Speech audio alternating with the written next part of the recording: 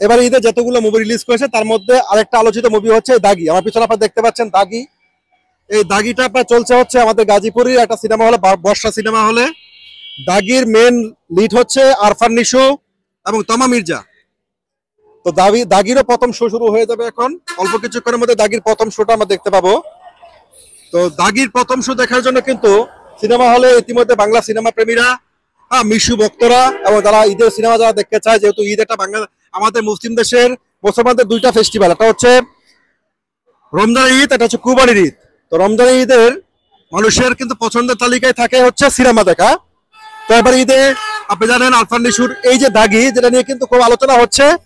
এবং দাগির আজকে প্রথম শোয়ে বর্ষা সিনেমা হলে কিন্তু ইতিমধ্যে দাগির দর্শক আসছে। তবে দর্শকের সংখ্যা এখনো কিন্তু কমই রয়েছে। তবে আশা করা যাচ্ছে এটা প্রথম শোর কারণে হয়তো বা দর্শকের সংখ্যাটা কম।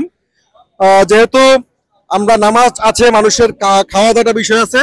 তো ঈদের দিনে প্রথম শোতে দর্শক যেভাবে থাকে তার থেকে অনেক বেশি দর্শক থাকে সেকেন্ড শোতে। তো গাইস, যারা দাগি দেখতে আসেন তারা ইতিমধ্যে টিকিট সংগ্রহ করছেন। আশা করা যাচ্ছে দাগি খুবই ভালো বিজনেস করবে।